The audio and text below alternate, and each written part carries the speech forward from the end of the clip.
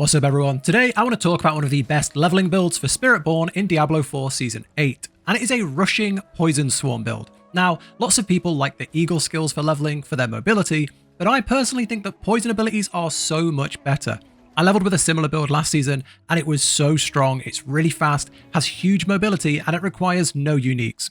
And the best thing is, it's got a massive buff going into Season 8. So, Rushing Claw got reworked and buffed, so we can use that to dash into mobs and deal some AoE damage, and we also have the Hunter to leap across the screen. With that, you're moving really fast through all of the maps, and then all of our damage is based upon AoE poison. We can basically just poison everything, and it scales so high that everything just melts. Now, the best thing about this is all of our poison abilities are buffed going into Season 8. Because of the new boss powers, there is a new boss power that we can get fairly early on that doesn't rely on defeating any of the endgame bosses. It's a fairly easy one to get, and it boosts your poison damage. It scales your poison damage and does a ton more damage. So this is going to be incredible for leveling with, and I really hope you enjoy it. And if you like this style of build, do consider subscribing for more Diablo 4 builds and guides, and I also stream if you ever want to come hang out or ask any questions. But let's get into this. First up, the skill tree. Okay, on the skill tree, let's go full screen. So, at the top, you don't really want to use any of these. You just put 2 points in here to get into the core section. In the core section, we want a 5 out of 5 Stinger. Stinger is our poison core ability. It applies 60% of its damage as poison. If it hits a vulnerable enemy, you also get healed. 1 point into Enhanced and 1 point into Advanced Stinger. Then we put 3 points into Vigorous. Casting a core skill increases all Vigor generation. 3 points into Velocity to increase our Vigor generation, and 3 points into Balanced Exertion. They cost more Vigor, but they do more damage. Okay, so in this section, we want to be doing 1 and 3. 3 points here, so we get increased vulnerable damage, doubled against elite enemies. Down here, we take this defensive cluster, 1 and 3. 3 points here, so we get a barrier every second. Then we go into Scourge. Now, this is another big, AoE poison ability. Calls forth a wave of insects that bite enemies, fearing and slowing them while applying poison damage over 6 seconds. 5 out of 5 that. Every time you hit an enemy, increase damage versus crowd control enemies for 6 seconds. And then finally, casting Scourge grants you max Vigor over 6 seconds. Okay, coming down into here, you want a 5 out of 5 the touch ability. This will deal poison damage over 9 seconds, but the main thing is it will spread. So whenever it expires or you defeat the enemy, the swarm hatches and seeks another enemy. So this is when you see the green thing spreading. This is how we keep our AoE poison from pack to pack.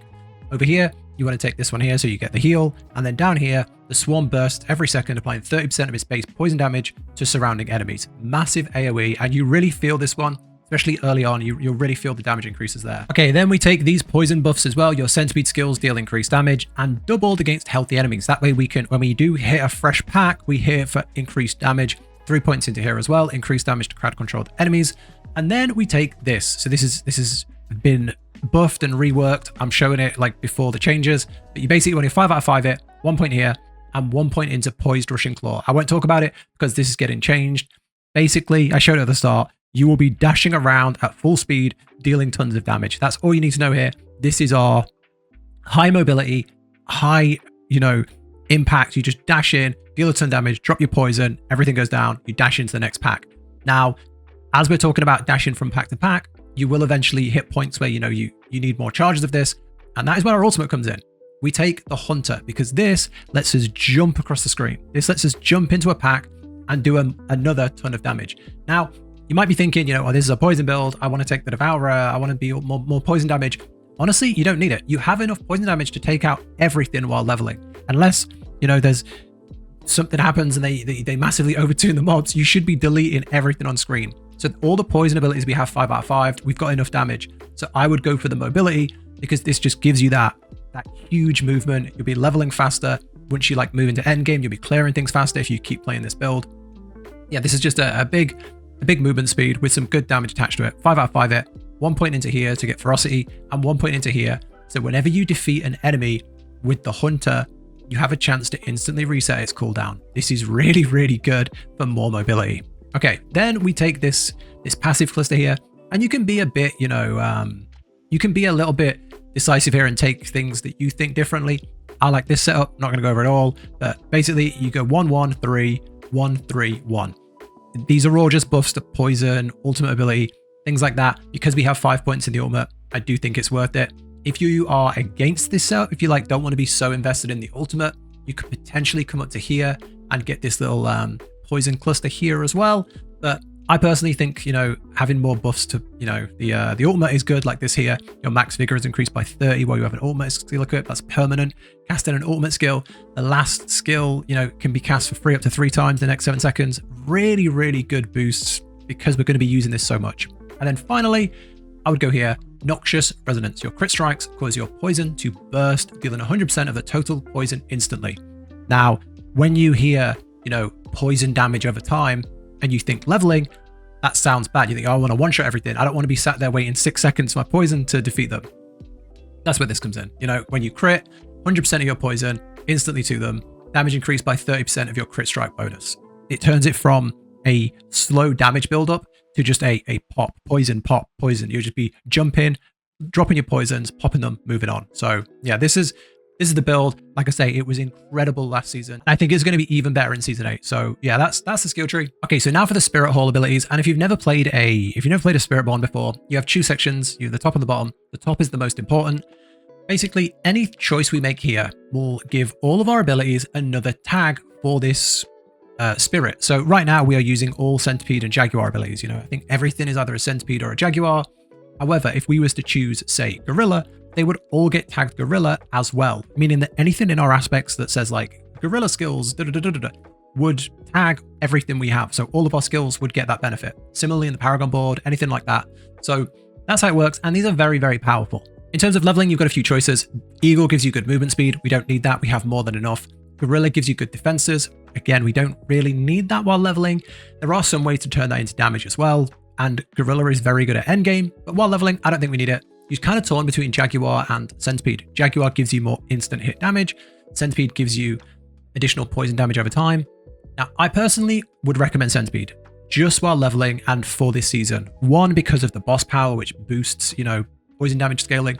And 2, because we have a couple of aspects which will say, you know, when you do a centipede skill, that will then tag the hunter and rushing claw as those centipede skills, and we get the bonus there. I don't want to be saying while leveling, oh, so yeah, get gorilla and then search for this specific aspect and then search for this unique and then you'll get really strong, because it's leveling. You're probably not going to find them, and you shouldn't have to rely on them. So guarantee if you go centipede, you're going to get a damage increase. That's what I'd suggest. For the second option, I'd just go for eagle. Every 4 meters you move, your crit strike chance increases by 4%. That's a no-brainer, because when we go in our skill tree, our main ability down here, Noxious Resonance, gives us a, you know, whenever we crit, we deal a big burst of damage. So it seems like the perfect thing to take there. Okay, now let's go over the gearing. Let's go. I'll go on the build guide for this. So this is the build guide. It'll be linked down below. I think it's easier to show this because you can see every single aspect without having to like hover over them and show you them. You can just see what they should all be here. Now, I will say this is a leveling build. Don't stress. If you can't find any of these, like if you're like, oh, well, I can't find this and this one comes from, I've not found it. It doesn't matter. None of it matters. There's a leveling build. You will be ripping through everything with really high poison damage with tons of mobility either way. However, every single one of these will give you either more damage or more defense. So it's just a bonus. There's no key unique or key aspect that if you don't have it, the build doesn't work, which is why I like this one for leveling. So let's go through them. Aspect of the protector is a barrier. It's a defensive one on the helmet. We go for menacing on the chest. Scourge continuously affects enemies around you for up to 9 seconds, which is good because we'll be moving around. Aspect of infestation. Centipede skills have a 35% chance to spawn a swarm from the target, which deals poison damage per hit. Swarms now also deal 100% of their base as poison damage. This is really good because as we picked the centipede as our primary spirit, all of our skills, including, you know, Raging Claw and the Hunter, are also centipede skills. So this is amazing. Then we go for Shared Misery, and similarly here, when you hit a crowd-controlled enemy, there's a chance to spread to another unaffected enemy. So now we have really good AoE and really good like spreading damage. Okay, then on the boots, we go for Soil Power. So 25% chance to create a Mystic Circle for 10 seconds, casting a Centipede skill, which again is everything. Casting a Centipede skill in the circle empowers them, applying poison damage over 6 seconds to enemies, and extending any crowd control effects. Really nice. Now, I'll leave the weapon for now. We go for Binding Morass on the neck. Close enemies, or those you deal indirect damage to, are slowed. You deal increased damage to slowed enemies. That is a win-win because that is a crowd control, which benefits all of the things we just talked about that mention crowd control and increased damage. We go for Insatiable on one of the rings. Defeating an enemy extends the duration of your active touch ability by 0.2 seconds. When a swarm is replaced early, it bursts for up to 300% of the damage it would have done. Now, you see here, that is another way to turn our really long 6-second, 9-second poisons into an instant hit, which is why you see, I show at the start when you're just moving through packs and they just pop and then you go to the next one. That's one of the ways they do that. Now we go for the new aspect, the Rip and Tear. Rushing Claw deals increased damage and is empowered based on how many charges it has when you cast it. It's incredible. The one you're really looking at here is Overpower is really strong right now, and 3, guaranteed to crit strike, which will pop our poisons. Our passive in the skill tree. So yeah, that's the new one. It's really nice. It's going to work really well in this build. And then finally, we go for the aspect of Pestilence on a 2-hander if possible. Stinger spawns a Pestilent Swarm at its target location, which deals Stinger-based damage per hit. The swarms now last 50% longer and spiral outwards. Again, that works really well with everything else we have. So yeah, that's all of the aspects, and you can probably see none of those are required. None of those are like build-defining, build-breaking, but have them all and you'll feel really strong. Okay, now for the boss powers. And I just want to say before we get into this, I played this build on the PTR. I tried it on the PTR. It was incredible, felt really good, and the boss powers were really good. However, we don't know quite how this is going to land. I'm recording this just before Season 8 drops, and we don't quite know how easy these are going to be to get. It looks like some of them, lots of them, will require you to beat certain bosses. So if you want like Anduriel's power, you got to go beat Anduriel. You want Duriel's power, you got to go beat Duriel, stuff like that. So it doesn't seem right for me to say, oh, you should go get this power here because it's really, you're not going to be able to get it. So I've tried to include ones that are obtainable while leveling, but it doesn't mean they are the best in slot, because the best in slot are from the end game. So, and you're not going to have that, especially on your first character. And that's pretty much everything there is. No, I don't want to go into like, oh, temper your gear like this and try and find these runes, because it is a leveling build. You're going to be replacing things all the time, and just focus on leveling and then move into like a full end game build. And hopefully I'll have one out for when everyone gets there. But one thing I will say is here is a basic idea for the Paragon board. If you get to the Paragon board and you don't know where to start or you don't know what to do, here's a rough, very, very rough guide. And I'll throw something in the planner as well. So here's what I'll be looking for. As you go in, you're going to want to look for the boards. The boards that you can get while leveling or, while doing early progression of the torments are these. These are really good. If you go for this one here, Vicious Shield, increased damage. You do increased damage for each barrier you have. You'll have a lot. You can go into here, Sapping. Every time you cast 3 Jaguar, Eagle, Gorilla, or Centipede skills, you restore 15% of your vigor and 30% increased damage. That's going to pop all of the time. This one's really good over here. Bitter Medicine. After healing, you inflict damage to close enemies and poison damage over 6 seconds and cause them to deal more poison damage. And then this one is really nice as well.